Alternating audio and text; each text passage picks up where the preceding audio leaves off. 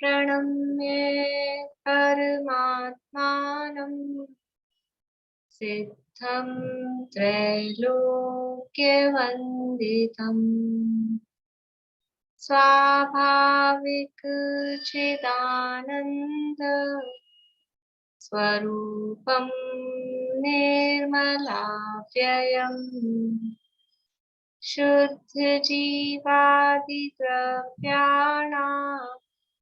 देशिकं च जिनेश्वरम् द्रव्यसङ्ग्रहसूत्राणां वृत्तिं वक्षे समासुतम् जीवमजीवमदाह्वम् जिणवर्वसहेण जेणनेतीर्थम् देविन्दविन्दवन्दम् वन्दे तं सर्वदा शिरसा कहे जीव अजीव जिनवर वृषभ ने लोक में वे वंद्य सुरपति वृंद से वंदन करूं कर जोड़।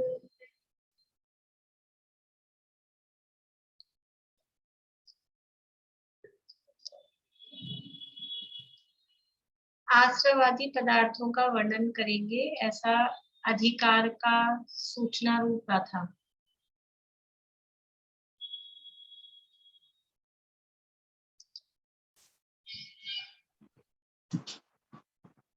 आसव द्विजेन कम्मम् आसव बंधन आसव बंधन आसव बंधन संवर निर्जर मुखो सपुण्य पावाजी जीवा जीव विशेषा देवी समासेन कबूल। बढ़िया। एक बार आपने हेडिंग क्या बोली, फिर से बोलिएगा। आश्रवादी पदार्थों का वर्णन करने की अधिकार के सूचना रूप ऐसा दिया है, उसमें मैंने जो दिया है ना, मेरे को ओनली आश्रव सुनाई दिया, इसीलिए थोड़ा मतलब अधिकार की सूचना रूप है। मेन बात है आश्रवादी पदार्थों का वर्णन करेंगे तो वह दूसरे अधिकार की सूचना रूप है। निश्चय चारित्र का लक्षण।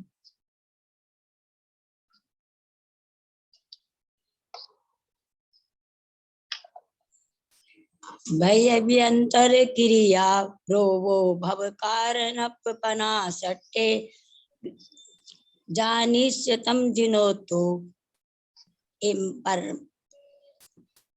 जानिष्यतम जिनोतो तम परमम समचारितम। दीदी एक बात कह रही थी कि मोक्ष मार्ग वाली गाथा ना, आप मोक्ष का कारण पूछती हो, मोक्ष मार्ग कहो तो अच्छा लगेगा। संबंधन से नाने वाली जो तीसरे अधिकार की पहली गाथा है ना 39, उसमें मोक्ष मार्ग कहने से क्लियर होता है। मुझे कल भी कंफ्यूज है गया, परसों भी। मोक्ष का कारण तो ठीक है भाई, निश्चय कारण व्यवहार कारण, लेकिन मोक्ष मार्ग कहने से नहीं बोलती मैं। मोक्ष का दो प्रकार से निरूपण, मोक्ष मार्ग का निरूपण तो यही उसमें है। जो नहीं, जो मोक्ष वाली हमारी गाथा है सब वैसे कम नो दो हम, तो वो वाली में तो मोक्ष दो प्रकार का, मोक्ष का स्वरूप, मोक्ष तत्व का स्वरूप। हाँ, दो प्रकार से। हाँ, द्रव्य मोक्ष, मोक्ष तत्व का स्वरूप और भेद। हाँ जी, ठीक है। तो मेरे को लगता है कि मोक्ष मार्ग कहे तो ज्यादा क्लियर होता है, ये कह रही थी अपनी बात। मोक्ष मार्ग ही बोलती हूँ उसके हेडिंग में। अच्छा, फिर ठीक। और अभी जो आपकी ये गाथा तो आपने सही पहचानी है, लेकिन बिल्कुल अशुद्ध थी। दोबारा बोल के देखती हूँ मैं। शब्द ठीक है, सारे मैं दोबारा गड़बड़। भाई अभी अंतर क्रिया रोवो भव कारणपना सट्टे जानिष्यतम जुनुत्तु तम परमम समचारितम। बिल्कुल तो आपने वही बोली है जो पहले बोली थी, और बिल्कुल अशुद्ध है। अच्छा जी, ठीक है, फिर तो मैं करूंगी दोबारा कोशिश। जानिस नहीं है, नानिस है। आप जानिस से बोल रहे हैं, और क्रिया लास्ट शब्द भी, पहली लाइन का लास्ट शब्द भी गड़बड़ है, और दूसरी लाइन में तो बहुत सारी गड़बड़ है। तो ये रिकॉर्ड भी हुआ है, आप अभी शुरू का नहीं, वो तो आपने कह दिया तो ठीक है, कोई बात नहीं। बोलिए, बोलूं? हाँ, शुद्ध बोलिए। हाँ। बहिरभ्यंतर क्रिया रोहो भव कारणपना सट्टम नानिस्सृजं जिनुत्तं तं परमं सम्मचारितम्। बढ़िया। व्यवहार चारित्र का लक्षण।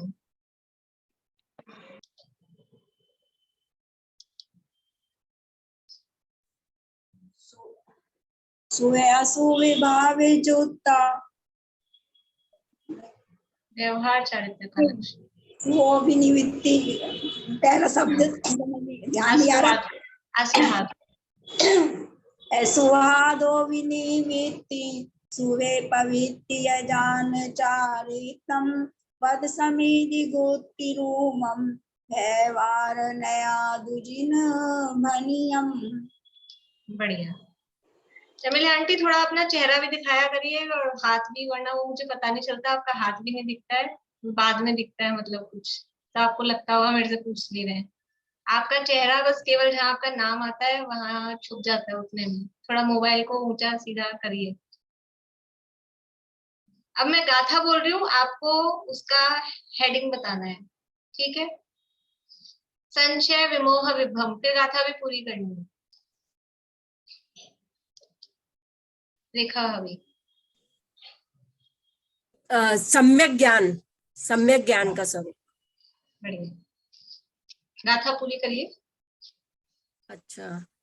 संशय विमोह विभ्रम विवज्यम अपपर सर्वस गहनम सम्मणाणम सायार मणेय बेयतु।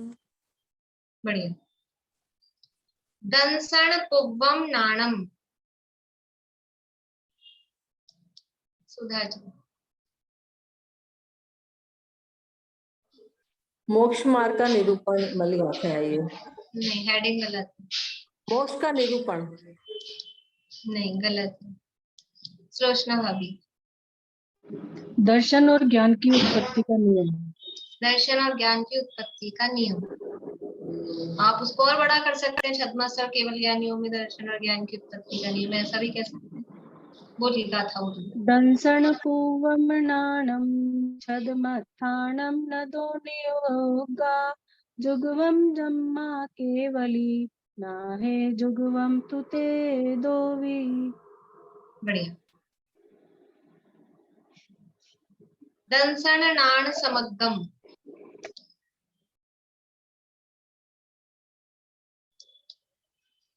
चमेली आंटी।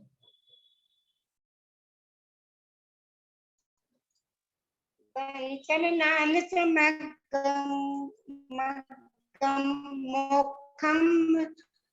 मग्गम मोक्षस्य जोचारितम साधियदि नित्य शुद्धम साहु से मुनि नमो तस्य। साधु का लक्षण। हाँ, साधु परमेष्ठी का लक्षण। साधु का लक्षण, साधु परमेष्ठी का लक्षण। पण 30।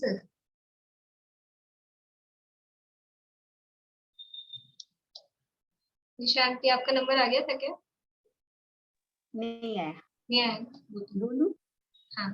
पदस्थ ध्यान का स्वरूप ध्यान करने योग्य मंत्र। पणतीस सूल 56 चौदुगुनी गम च जवह ध्याये परमेठि वाचयानम अन्नम च गुरुव एसेन। सम्मत दंसण नाणम।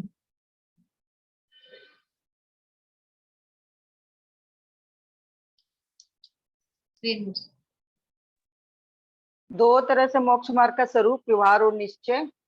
सम्मदंसन्नाणम चरणम मोक्षस्य कारणम जाने व्यवहारा निश्चय दो तत्सियमयो नियो अप्पा।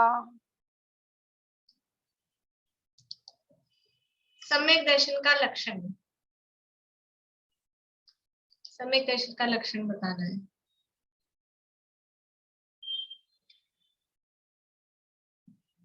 किनका नंबर नहीं आया? मीना चाची, बोलिए मीना चाची। जीवादि सद्मणं सम्मतं ब्रूवमक्पणोतं तु दुर्विनिवेश विमुखं गहनं नाणं सम्मं पुहोदि सदीजं हि। उपाध्याय परमेष्ठी का लक्षण।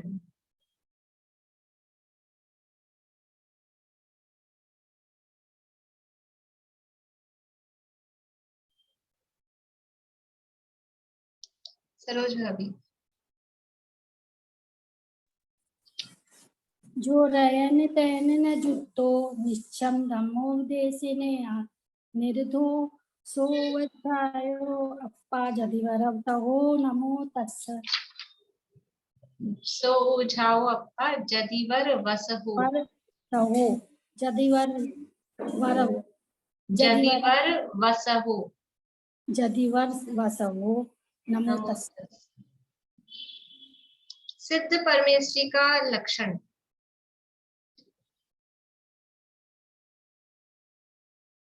आप बोलेंगे सुनीता भाभी?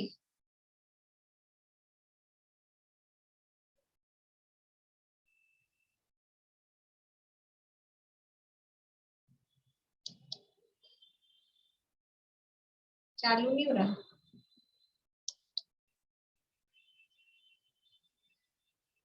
पूर्णिमा आंटी आप बोलिए। नठट्टकम देहो लोया लोयस्य जानो दट्ठा पुरिसा यारो अप्पा सिद्धो जाये लोह से रथो। बढ़िया। ध्याता पुरुष का लक्षण। ध्याता पुरुष का लक्षण।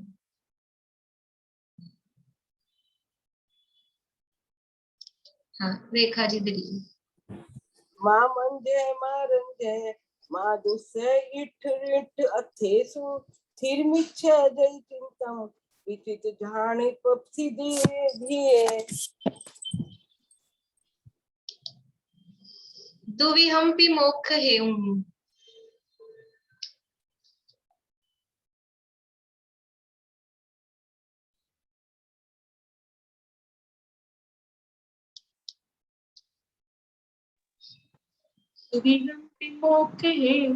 झाणे पाउंडी जमुनि नियम तमापयत चित्ता जुयम झाणम समपसर।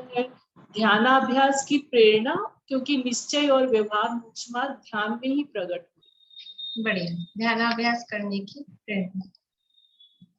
जम सामंडम गहनम।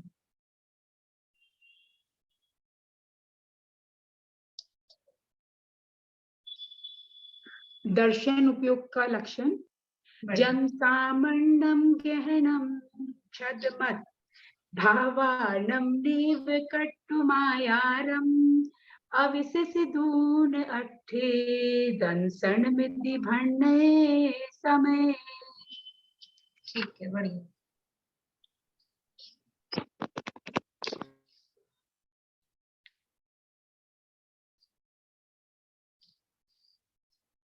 नट्ठ चदू।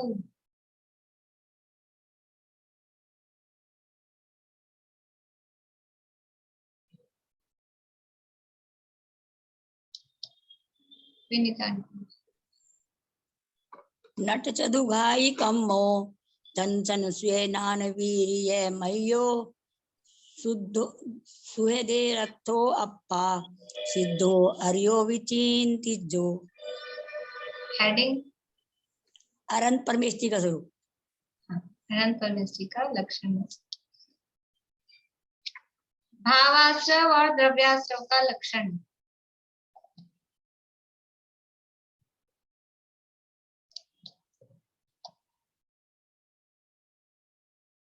सुलोचना भाभी आपका आ रहा है क्या नेटवर्क? सुलोचना भाभी नेटवर्क स्लो दिख रहा है आपका। आसौद्येन कम्मं परिणामेन प्रणोसवेन्नेयो भावासौ जिनोक्तो कम्मासवनं परो बोधि। बढ़िया। छेदन परिणामोजो। हेडिंग बताना है, राधा पूजी करनी है।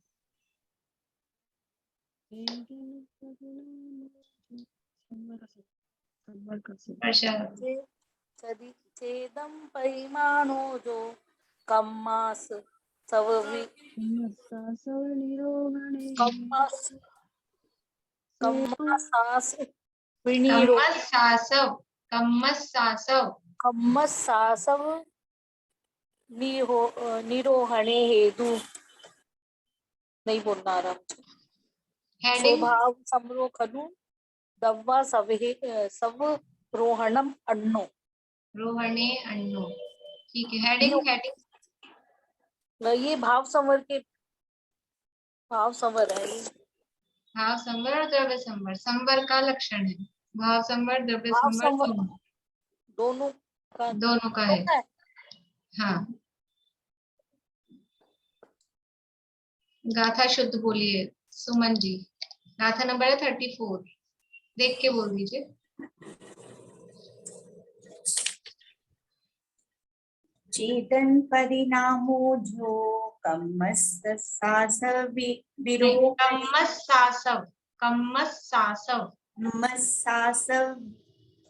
वनिरोहणे हेतु। वह तो आ चुका आसव में, कम्मसासव निरोहणे हेतु। चेतन परिणामो जो कम्मसासव निरोहणे हेतु स्वभाव संबरो खलु दव्वा सबोरोहणो अन्नो।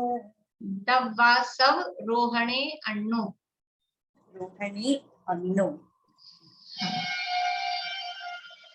चलिए बहुत है, इतना ही करते हैं, फिर करेंगे। अपनी चर्चा चल रही है 50वीं गाथा के संदर्भ में। अनंत परमेष्ठी का लक्षण है और अनंत परमेष्ठी के लक्षण के साथ सर्वज्ञ भगवान की सिद्धि भी यहाँ कर रहे हैं। गाथा का पाठ करते हैं। 50 नंबर की गाथा है। नठ चदु भाई कम्मो दंसण सुगणाण वीर्य मयो सुदेहथो अपा शुद्धो अरिहो विचिंतिचो नाश कर चौघाति दर्शन ज्ञान सुख अर वीर्यमय शुभ देह चित अरिहंत जिनका नित्य प्रति चिंतन करो। देखो, कहीं ऐसा भी कहते हैं कि अरहंत जिनका नित्य प्रति दर्शन करो। यहाँ दर्शन करने की बात नहीं कह रही, दर्शन तो करना ही है, लेकिन दर्शन के साथ में ये ध्यान की बात चल रही है ना, तो चिंतन करो, अनंत भगवान के स्वरूप का चिंतन करो। दर्शन में भी क्या करना है? दर्शन में भी स्वरूप का अवलोकन। उस क्या है, मोक्षण प्रकाशक में लिखा है, उनके अनंत आदि के आकार का अवलोकन करना, उनके निकटवर्ती होना। दर्शन कैसे करते हैं? दर्शन करने की भी विधि हमको सही तरीके से आती है कि नहीं आती है? भगवान के दर्शन कैसे करना, क्या देखना, कौन सा पत्थर है, कहाँ दाग है, कहाँ क्या है, कौन सी धातु है, ये देखना। क्या देखना भगवान के दर्शन में? ये 4 बातें बताइए। नत्य चतु भाई कम्मो, 4 घातिया कर्मों का नाश किया है, और अनंत चतुष्टय मय है, ये अनंत चतुष्टय स्वरूप है, शुभ देह में स्थित है, और 18 दोषों से रहित शुद्ध है। 18 दोषों के नाम भी सुनूंगी मैं आप लोगों से, कल सुनूंगी, अभी नहीं, अभी नहीं। जिनको नहीं है उनको भी चांस मिल जाए, कल सुनूंगी, ठीक है। तो यहाँ ये स्वरूपों, ये जो लक्षण 4 विशेषण बताए उनका स्वरूप तो हुआ। उसके बाद में फिर अन्य मतों के समक्ष, जो सर्वज्ञ को ही नहीं मानते, जो भगवान को ही नहीं मानते, ऐसे मत वालों के सामने अरहंत होते हैं, सर्वज्ञ होते हैं, सर्वज्ञ भगवान की सिद्धि, सिद्धि मतलब कि होते हैं, उनका अस्तित्व है। जो सर्वज्ञ के अस्तित्व को ही नहीं मानते, उनको सर्वज्ञ के अस्तित्व की सिद्धि की जा रही है। तो उन्होंने 3 बातें कही थी, एक उनका पक्ष था, एक उनका हेतु था, और एक उनका दृष्टांत। पक्ष क्या था? कि सर्वज्ञ नहीं है, ये उनका पक्ष। फिर हेतु क्या दिया? हेतु मतलब कारण, वो क्योंकि उनकी अनुपलब्धि है, अप्राप्ति है। और उसमें दृष्टांत क्या दिया? गधे के सींग की भांति, जैसे गधे का सींग मिलता नहीं है, वैसे ही सर्वज्ञ की अनुपलब्धि है। तो ये तीन जो चीजें थी, यानी न्याय में इस तरह से उसके पार्ट होते हैं, पक्ष होता है, हेतु होता है, दृष्टांत होता है। तो पक्ष का खंडन किया कि सर्वज्ञ यहाँ नहीं है कि कहीं नहीं है, अभी नहीं है कि कभी नहीं है, ये वाला तर्क दिया था। और फिर कहा कि अगर तुम कह रहे हो यहाँ नहीं है और अभी नहीं है तो हम भी मान रहे हैं, फिर तो कोई दिक्कत नहीं है, फिर तो अपन एक से हो गए। लेकिन कहीं नहीं है और कभी नहीं है तो तुमने सारी जगह और सारे काल को देख लिया क्या? या किसी के देखे बिना तुम कैसे कह रहे हो? जिसने देखा है वही सर्वज्ञ है, और अगर तुमने खुद नहीं देखा है तो तुम ही सर्वज्ञ हो गए। तो सर्वज्ञ तो हो गए, सर्वज्ञ तो हुए। तुम्हारा जो ये वाक्य है सर्वज्ञ नहीं है, ये वाक्य, ये पक्ष, ये स्टेटमेंट बिल्कुल गलत हो गया। फिर दूसरा जो उसने कारण दिया, क्योंकि उनकी उपलब्धि नहीं है, क्योंकि वो अप्राप्य है, मिल नहीं रहे हैं। तो यहाँ नहीं मिल रहे, अभी नहीं मिल रहे कि कभी भी कहीं भी नहीं मिलते हैं, और तुमको नहीं मिल रहे कि किसी को भी नहीं मिलते हैं। ऐसे यहाँ पर ये तर्क दिए कि तीन लोक और तीन काल में ही नहीं है कि यहाँ नहीं है। और जो अनुपलब्धि है वो तीन लोक और तीन काल के पुरुषों को अनुपलब्धि है कि केवल आपको अनुपलब्धि है? अगर आपको अनुपलब्धि है तो ठीक है, वो आपकी समस्या है। लेकिन आप कहो कहीं किसी कोई उपलब्धि नहीं है, कहीं किसी कोई सर्वज्ञ नहीं मिल रहे, तो ये कैसे पता लगा कि कहीं नहीं मिल रहे और किसी को नहीं मिल रहे? सारी जगह देखी आपने या उस व्यक्ति ने, या सारे काल देखे? अगर देखे हैं तो फिर वही सर्वज्ञ है, फिर उपलब्धि कैसे नहीं? फिर भी सर्वज्ञ की तो उपलब्धि हो ही गई है। ठीक है, तो ये दो चीजों के खंडन अपन ने देखे थे। एक उनके पक्ष का खंडन, वो पहला पैराग्राफ था, वो पक्ष वाक्य का खंडन था। दूसरा उनका जो हेतु था, जो उन्होंने तर्क दिया था, उसका खंडन। अब तीसरा जो दृष्टांत उन्होंने दिया है कि गधे के सींग की भांति खर विषाणवत, तो खर यानी गधा, विषाण यानी उसका सींग, खर विषाणवत, ये संस्कृत का वाक्य है। देखिए पेज नंबर है 240, 240 नंबर पेज है।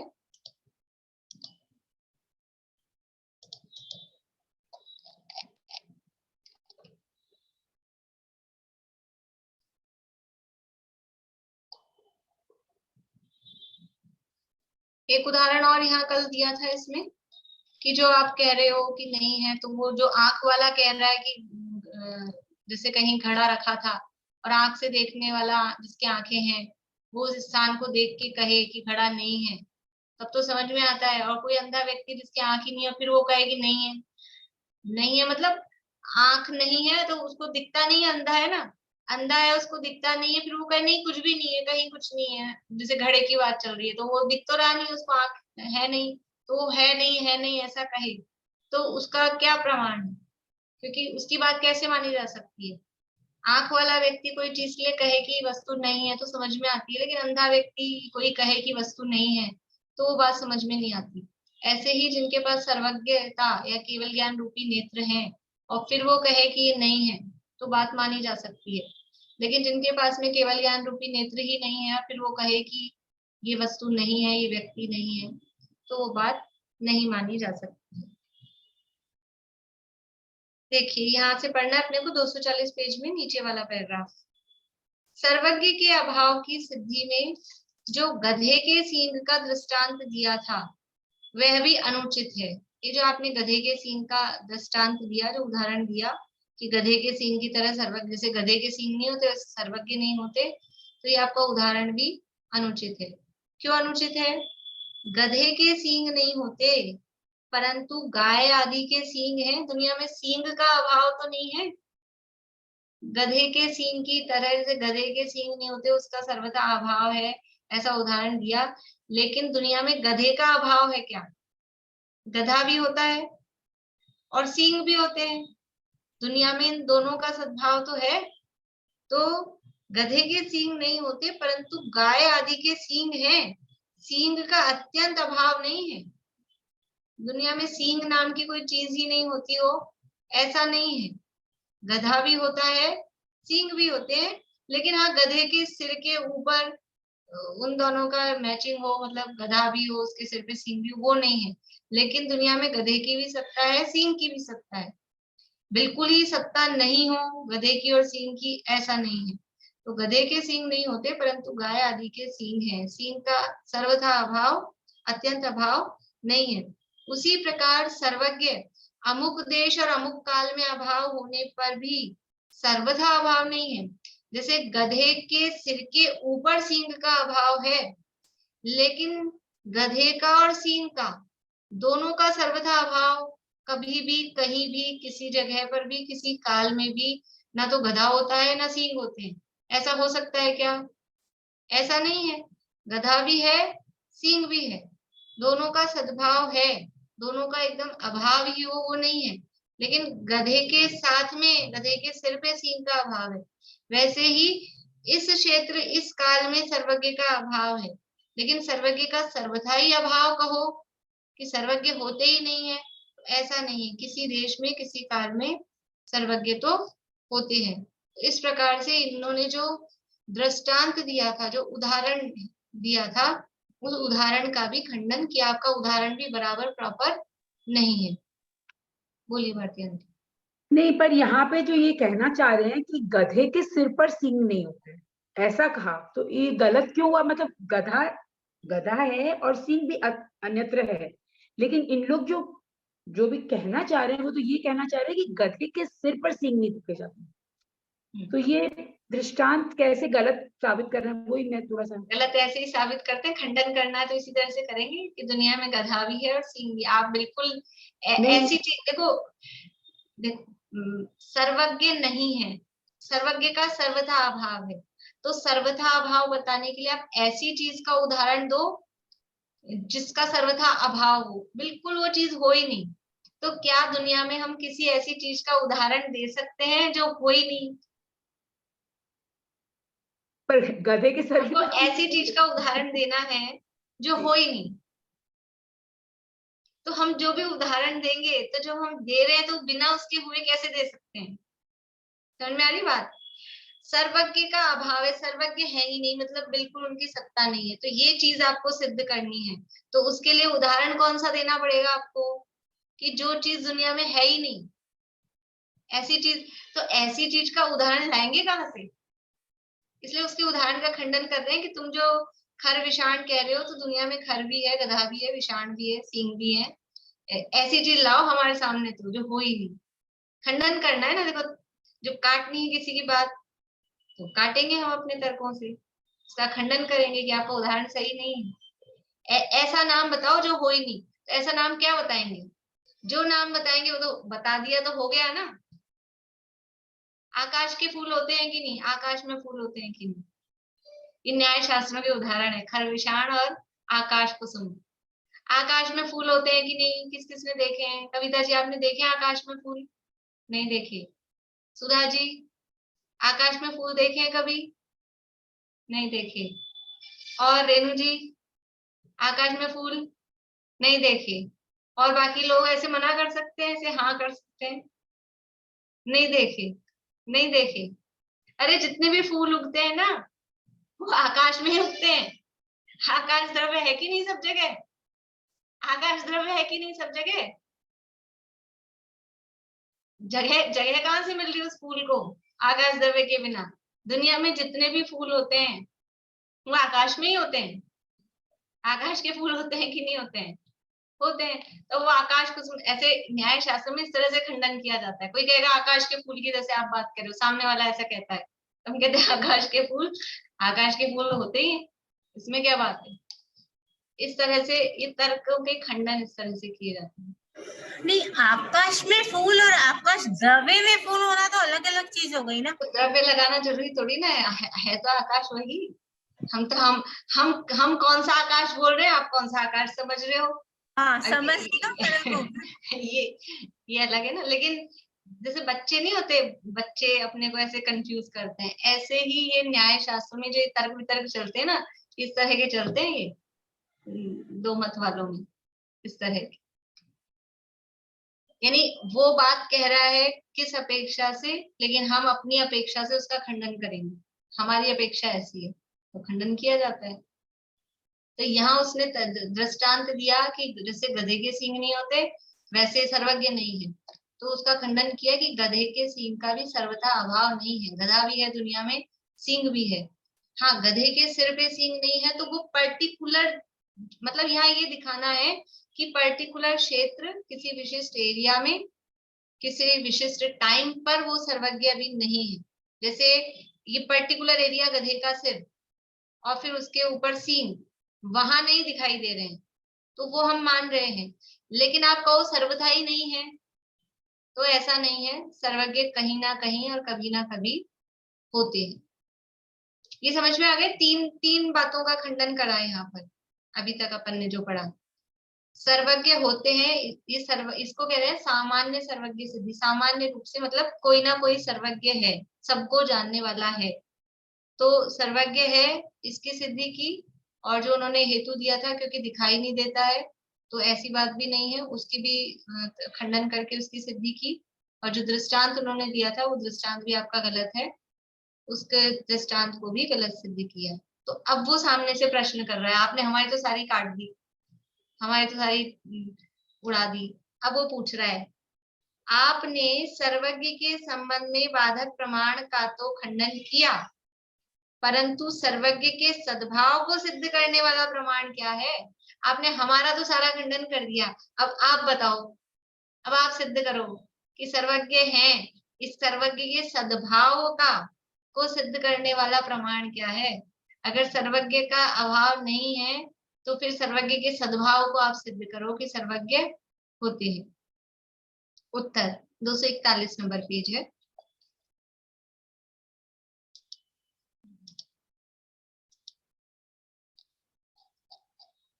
कोई पुरुष सर्वज्ञ है, इस वाक्य में पुरुष धर्मी है और सर्वज्ञ है वह साध्य जिसकी सिद्धि करनी है, ऐसा धर्म है। देखो, धर्मी और धर्मी दो शब्द आए हैं। अपन द्रव्यान योग में अध्यात्म में धर्म शब्द पढ़ते हैं, परस्पर विरोधी धर्म। धर्म मतलब जो वस्तु के समझ लो गुण जैसे होते हैं, लेकिन उनको धर्म बोलते हैं। वस्तु का स्वभाव हो ऐसा बोल दो, वो धर्म कहलाते हैं। तो यहाँ पर भी थोड़ा उसी टाइप का अर्थ है कि ये सर्वज्ञपना, सर्वज्ञपना ये है धर्म। धर्म मतलब उसका गुण कह दो, गुण या गुण ज्यादा अपने को सरल पड़ेगा अपनी भाषा में, या स्वभाव कह दो। ये तो सर्वज्ञता या सर्वज्ञ, ये तो हुआ एक स्वभाव या गुण, और वो गुण किस में है? वो गुण है पुरुष में। तो वो पुरुष हुआ उस धर्म से युक्त, तो वो कहलाता है धर्मी। जिसमें धर्म है वो धर्मी। धर्म तो है स्वभाव, वस्तु के स्वभाव को धर्म कहते हैं ना। धर्म यानी क्या? वस्तु स्वभाव धम्मो, वस्तु के स्वभाव को धर्म कहते हैं। तो एक वाक्य यहाँ दिया, कोई पुरुष सर्वज्ञ है, ये वाक्य हुआ। अब इस वाक्य में आप धर्म क्या है और धर्मी क्या है?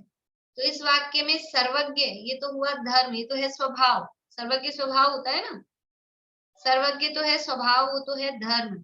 और उस सर्वज्ञ स्वभाव से युक्त जो मनुष्य है वो कहलाएगा धर्मी। जो मनुष्य है, जो पुरुष है, वो जैसे द्रव्य, द्रव्य में होते हैं गुण, है ना। तो गुणों की तरफ से द्रव्य को क्या कहते हैं? गुणी। जिसमें गुण पाए जाते हैं उसको बोलते हैं गुणी। ज्ञान, दर्शन, सुख, वीर्य, ये आत्मा के गुण हैं। और ये गुण किसमें पाए जाते हैं? तो उस आत्मा को बोलते हैं गुणी आत्मा। ऐसे ही ये धर्म है, सर्वज्ञता, वीतरागता, समझ लीजिए अस्ति नास्ति, ये धर्म है। ये धर्म जिसमें पाए जाते हैं उस द्रव्य को क्या बोलेंगे? उस द्रव्य को बोलेंगे धर्मी।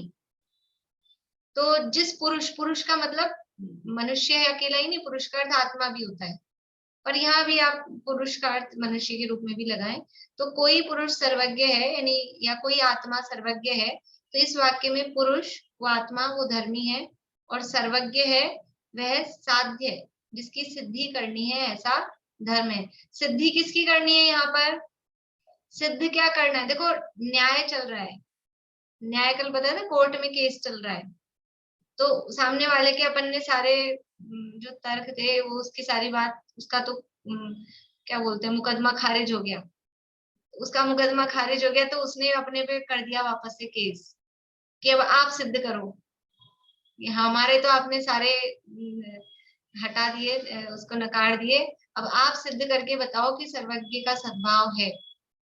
तो अभी यहाँ पर हमने ये पक्ष दिया, कोई पुरुष सर्वज्ञ है, तो हमको सिद्ध क्या करना है? सर्वज्ञ, सर्वज्ञ है ये सिद्ध करना है। ठीक है, तो जिसकी सिद्धि करनी है वो है धर्म, वह साध्य धर्म है। साध्य, साध्य किसे कहते हैं? जिसकी सिद्धि करनी है, जिसको साधना है, वो साध्य। कठिन तो नहीं लग रहे ना शब्द? थोड़े से मतलब समझ लो अपनी वोकैबुलरी, अपने को शब्द नए नए से सुनने को मिलेंगे, लेकिन इतने कुछ कठिन नहीं है, समझने की कोशिश करेंगे तो। जिसकी सिद्धि करनी है वो है साध्य, जिसको अपन को प्राप्त करना है, जिसको सिद्ध करना है, वही तो साध्य। सिद्ध दशा हमारा साध्य है, क्यों? क्योंकि उसकी सिद्धि अपने को करनी है, उसकी प्राप्ति करनी है। तो यहाँ सिद्धि किसकी करनी है? सर्वज्ञ है, सर्वज्ञ है वो साध्य है। और ये सर्वज्ञ धर्म, तो ये साध्य धर्म है। और किसमें सिद्धि करनी है? कि कोई पुरुष, वो है धर्म। तो कोई पुरुष सर्वज्ञ है, इस वाक्य में पुरुष धर्मी है और सर्वज्ञ है वह साध्य, जिसकी सिद्धि करनी है। ये साध्य का अर्थ लिखा है, ऐसा धर्म है।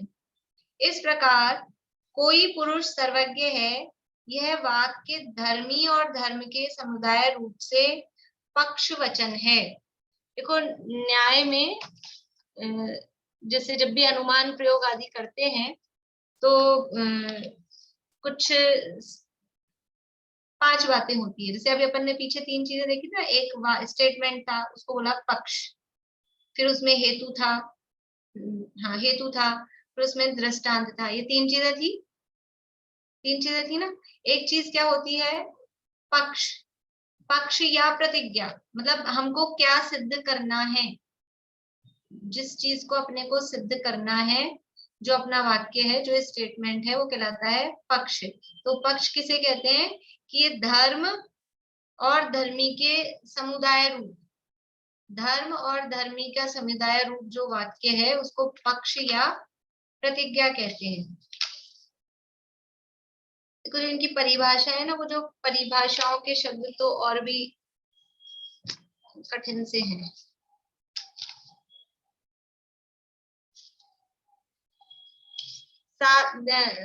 आपको मतलब परिभाषा में बताती हूँ, पक्ष किसे कहते हैं? साध्य धर्म से युक्त धर्मी को पक्ष कहते हैं। अब वो भी शब्द मतलब ऐसे सरल नहीं परिभाषा वाले, तो अपन भाव समझ लें। परिभाषा लिखनी है तो लिख लीजिए। साध्य धर्म से युक्त धर्मी को पक्ष कहते हैं, यानी धर्मी का दूसरा नाम ही पक्ष है। ठीक है, लेकिन वो धर्मी कैसा होना चाहिए? वो धर्मी हमारे धर्म से, जिसको हमें सिद्ध करना है, ऐसा जो साध्य धर्म है, उस साध्य धर्म से युक्त, उससे सहित होना चाहिए। तो वो जो वाक्य अपन ने बनाया, कोई पुरुष सर्वज्ञ है, तो कोई पुरुष ये धर्मी है, लेकिन ये उसमें अपन ने किसको सहित रखा है? सर्वज्ञ। ये सर्वज्ञ बना अपने को सिद्ध करना है। तो जो साध्य धर्म है उससे युक्त,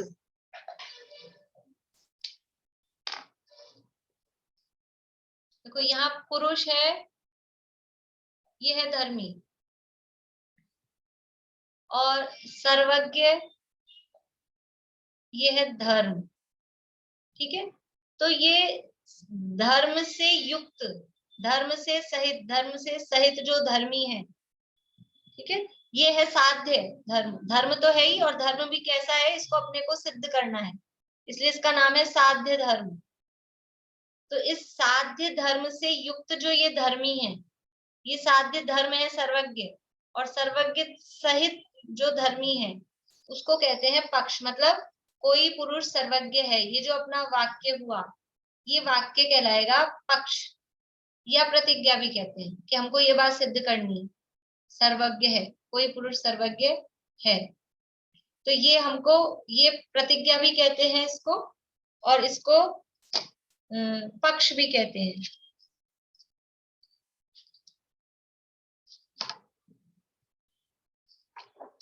यानी ये जो पक्ष है अपना, इसको जो कहा गया, तो कहना वो प्रतिज्ञा है, और ये धर्मी है, ये पक्ष है। ठीक है, ये तो समझ में आता ना, धर्म और धर्मी तो समझ में आया, धर्म तो समझ में आता ही है, और धर्म से सहित जो है वो धर्मी है। इन दोनों को मिला के कहना वो पक्ष है, वही प्रतिज्ञा है, इतना समझ में। ठीक है, अपने को ज्यादा परिभाषाओं में क्योंकि अपनी न्याय की तो क्लास है नहीं, अपने को तो ये जितना प्रकरण यहाँ दिया है वो अपने को समझ आ जाए, उतना सा अपने को समझ लेना है। ठीक है,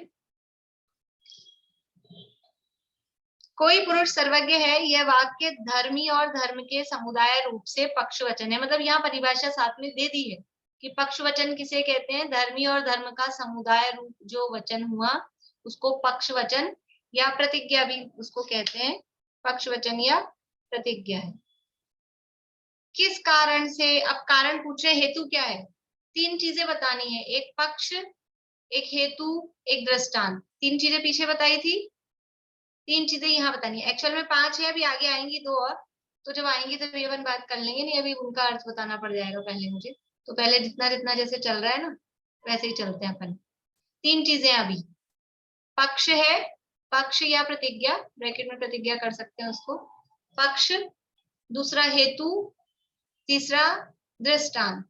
तो पक्ष क्या है, कोई पुरुष सर्वज्ञ है, ये पक्ष है। ठीक है, पक्ष को अपन ये भी कह सकते हैं कि मतलब वो क्या बोलते हैं, न्याय की मतलब कि ये अपने को सिद्ध करना है ना, न्यायालय की भाषा में भी पक्ष ही बोलते हैं उसको, वादी प्रतिवादी, इस तरह से वाद क्या है तो पक्ष ही बोलेंगे। अब हेतु क्या है, उन्होंने हेतु क्या दिया था कि अनुपलब्धि है, सर्वज्ञ की अनुपलब्धि है, ये हेतु दिया था ना उन्होंने। अभी अपने क्या हेतु दे रहे हैं, किस कारण से, अर्थात किसी पुरुष के सर्वज्ञ होने में हेतु क्या है, ऐसा पूछा जाए तो हेतु कह रहे हैं पूर्वोक्त प्रकार से बाधक प्रमाण का अभाव होने से। हेतु क्या है कि जैसे पिछले में हमने बाधक प्रमाण का अभाव सिद्ध कर दिया था कि 3 लोग 3 काल किसी ने देखे नहीं है, इस जगह पे, इस क्षेत्र में, इस काल में सर्वज्ञ नहीं है, लेकिन 3 लोग 3 काल हमने देखे नहीं है, इसलिए हम कैसे कह सकते हैं कि सर्वज्ञ नहीं है। तो पूर्वोक्त प्रकार से बाधक प्रमाण का अभाव, यही हमने हेतु दिया है। क्या हेतु दिया है, सर्वज्ञ है, कोई पुरुष सर्वज्ञ है। इसमें कारण क्या दे रहे हैं, हेतु क्या दे रहे हैं कि सर्वज्ञ होने में बाधक प्रमाण का अभाव है, सर्वज्ञ के होने में कोई बाधा नहीं है। कारण क्या दे रहे हैं, वो कारण दे रहे थे कि सर्वज्ञ दिखाई नहीं दे रहे, और हम कारण दे रहे हैं कि सर्वज्ञ के होने में बाधा क्या दिखाई दे रही है आपको, बाधक कारण का अभाव। अभी नीचे सिद्ध करेंगे कि वो बाधक कारण का अभाव कैसे है, उसको अभी नीचे आगे और सिद्ध करेंगे। तो अभी आप पक्ष समझ में आया, कोई पुरुष सर्वज्ञ है, ये पक्ष है। हेतु क्या है, हेतु है कि सर्वज्ञता के बाधक प्रमाण का अभाव होने से, सर्वज्ञता के बाधक प्रमाण का अभाव है, वो उसका हेतु है। हेतु यानी उसका कारण है। किसकी भांति, मतलब दृष्टांत क्या है, अब दृष्टांत पूछ रहे हैं, किसकी भांति, किसके समान। तो वहां तो उन्होंने उदाहरण दिया था सर्वज्ञ अनुपलब्ध है खरविषाणवत, ये उन्होंने उदाहरण दिया था। यहाँ कह रहे हैं कि सर्वज्ञता के बाधक प्रमाण का अभाव होने से उसका दृष्टांत क्या है, तो कह रहे हैं अपने अनुभव में आते हुए सुख और दुख आदि की भांति, ये दृष्टांत वचन है। अपने अनुभव में आते हुए सुख और दुख आदि की भांति, जैसे ये दृष्टांत हुआ। क्या है दृष्टांत, देखिए अभी ये तो इसमें बुक में लिखा है, वो तो आप देख लेना, अभी पहले समझ लीजिए। पक्ष क्या था, पक्ष था कोई पुरुष सर्वज्ञ है। हेतु क्या दिया कि सर्वज्ञ नहीं है, या सर्वज्ञ के होने में कोई बाधक कारण नहीं है, इसलिए सर्वज्ञ हैं। और उदाहरण क्या दिया कि जिस प्रकार अपने को जो सुख दुख हो रहे हैं, अपने को जो सुख दुख हो रहे हैं वो अनुभव में आ रहे हैं, अपने को सुख दुख अपने अनुभव में आ रहे हैं, उसके अनुभव में अब कोई कहे सुख दुख नहीं है, कि अपने को अनुभव में आ रहे हैं ना, अपने को अनुभव में आते हुए सुख दुख आदि की भांति। अब इसमें क्या बाधा है? कोई कहे आपको सुख हो रहा है कि नहीं हो रहा, दुख नहीं हो रहा, सुख नहीं हो रहा, दुख नहीं हो रहा, कोई ऐसा कहे आपको नहीं हो रहा, कि कैसे नहीं हो रहा? मुझे अनुभव में आ रहा है ना, अपने को जैसे सुख और दुख अनुभव में आ रहे हैं, उसमें कोई बाधा नहीं है। ऐसे ही ये सर्वज्ञ है, ये हमको अनुभव में आ रहा है ना, उसका कोई बाधक कारण नहीं दिखाई दे रहा। भी सर्वज्ञ नहीं है या सर्वज्ञ है, सर्वज्ञ के होने में अपने को कोई बाधक कारण सामने दिखाई नहीं दे रहा। कैसे नहीं दिखाई दे रहा? कि अपने को सुख हो रहा है, अभी एक वाक्य रखो अकेला, अपने को सुख हो रहा है, तो अपने को सुख हो रहा है, इसमें कोई बाधक कारण दिखाई दे रहा है ऐसा मानने में? अपने को दुख हो रहा है, इसमें कोई बाधक कारण? हमको सुख हो रहा है कि दुख हो रहा है कि या नहीं हो रहा है, ये इसमें कोई अपने को अनुभव में आ रहा है ना। अब कोई कहे कि आपको नहीं हो रहा, तो हमको कोई बाधक कारण दिखाई नहीं दे रहा, हमको तो हो रहा है ना ये अनुभव। अपने को सुख दुख अनुभव में आ रहे हैं कि नहीं आ रहे? अपने को सुख दुख अनुभव में आ रहे हैं, उसमें कोई बाधक कारण नहीं है। ऐसे ही जैसे वो सुख दुख होने में कोई बाधक कारण अपने को दिखाई नहीं दे रहे, ऐसे ही सर्वज्ञ नहीं है या सर्वज्ञ है, सर्वज्ञ के होने में कोई बाधक कारण अपने को दिखाई नहीं दे रहे, इसलिए सर्वज्ञ होते हैं ये अपन सिद्ध कर रहे हैं, मान रहे हैं। अभी इसमें आगे और इसका उदाहरण देंगे ना, उससे अपने को वापस पीछे आ जाएंगे अपन, फिर समझ में आएगा। अभी मुझे लग रहा है कि आप लोगों को कम समझ में आया है, अभी अपन और आगे पढ़ेंगे, फिर पीछे आ जाएंगे। बोलिए भारती।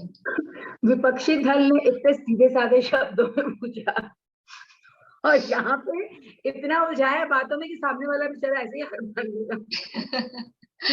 वो सामने वाले भी ऐसे होते हैं, तो अपन इस टाइप के लोग नहीं है ना, अपन इस टाइप के नहीं है, इसलिए अपने को, वरना वो सामने वाले भी ऐसे होते हैं, तो जैसों के साथ जैसा ही करना पड़ता है। जो जैसा आपने बहुत समझाया, लेकिन अभी पूरा वो अपने को ऐसे उलझाते हैं। देखो उलझन को उलझन से ही सुलझाया जाता है। बेचारे ने इतने सीधे साधे ढंग से क्वेश्चंस पूछे थे। बोलिए रेणु। नहीं, मैं बोल रही हूँ जो सुख दुख का जो दृष्टांत दिया ना, वो मुझे सही नहीं लग रहा है। सुख दुख तो सामने भी अनुभव में आता है ना। हाँ, अभी सब सही लगेगा, अभी अपन आगे पढ़ेंगे ना, फिर सही लगने लग जाएगा। अभी और आगे पढ़ेंगे, जैसे पीछे था ना 44वीं गाथा में था ना, जब अपन ने खूब सारा पढ़ लिया था, फिर 2-3 दिन तक पढ़ते गए थे, तो वो क्लियरिटी आई थी। इसमें भी अभी अपन पढ़ेंगे आगे तक, फिर पीछे आएंगे, 1-2 दिन तक पढ़ेंगे, 1-2 दिन पढ़ेंगे तो सब सेट हो जाएगा, चिंता वाली बात नहीं है। बोलिए विनीता जी। एक तो दीदी मैं एक आई थी, जो 18 दोस्त है ना, वो मैंने अपने क्रम से याद किया, उसमें से कोई गड़बड़ नहीं है, मैंने 9 जोड़े बनाए अपने हिसाब से, पहले से याद कर रखे। कोई दिक्कत नहीं, अभी नहीं सुन रही हूँ लेकिन नहीं वो नहीं सुना रही। दूसरी बात ये कह रही, जो 2 नास्तिक एक आस्ती बनती है, आचार्य ने इस तरह 2 नास्तिक कह के ना उलझाया है, एक आस्ती बन जाएगी 2 नास्तिक कहते ही। बाधक प्रमाण का अभाव, बाधक प्रमाण और फिर अभाव, तो 2 नास्तिक। बाधक प्रमाण अपने आप में नास्तिपरक कथन है। हाँ। और फिर उसका अभाव, तो नास्ति की नास्ति करके अस्थि सिद्ध की है, माइनस माइनस प्लस, एक माइनस और दूसरा माइनस, तो ये नियम है गणित का, माइनस माइनस प्लस हो जाते हैं। तो 2 नास्ति, बाधक प्रमाण ये एक नास्ति परक बाधा, यानी सर्वज्ञ के होने में बाधा, यानी सर्वज्ञ नहीं है ऐसा, तो ये नास्ति परक कथन हुआ। और फिर उसका अभाव है, वो नहीं है, सर्वज्ञ नहीं है ऐसा नहीं है, तो ये 2 नास्ति होके एक अस्थि। ये इसीलिए वो थोड़ा सा कठिन मतलब अपने लोगों को लगता है, पर उसमें ऐसे ही शब्द दिए जाते हैं।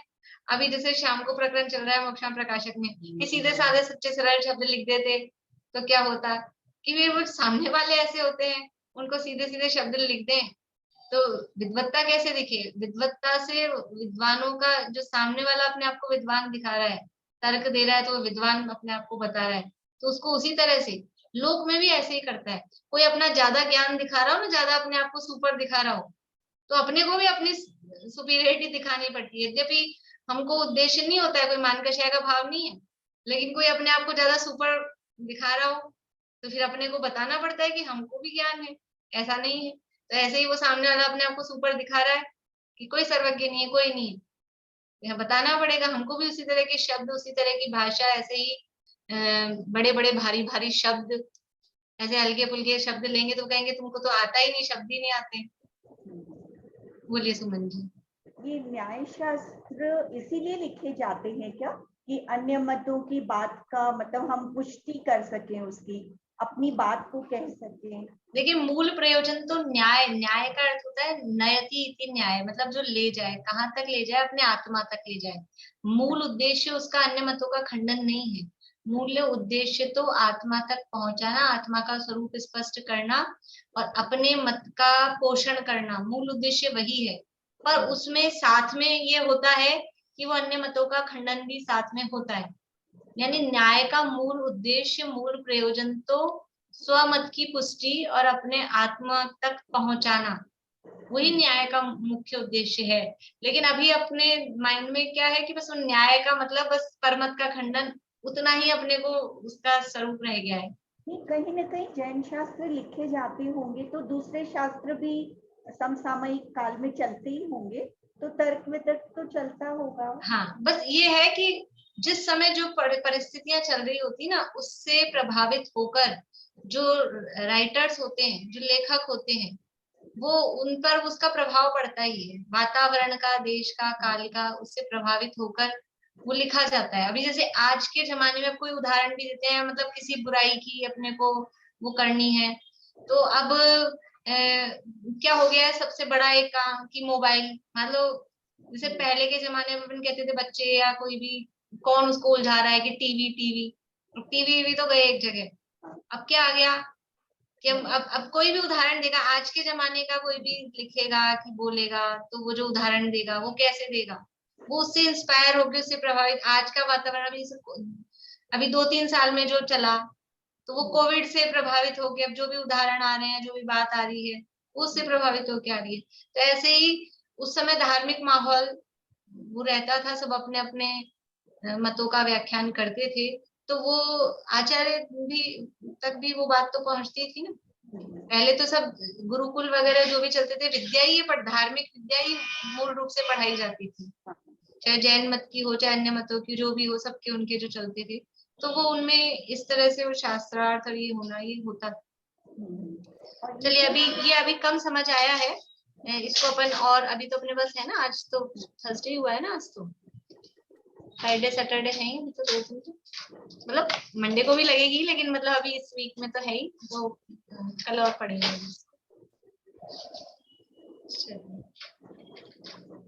बोलिए भारती।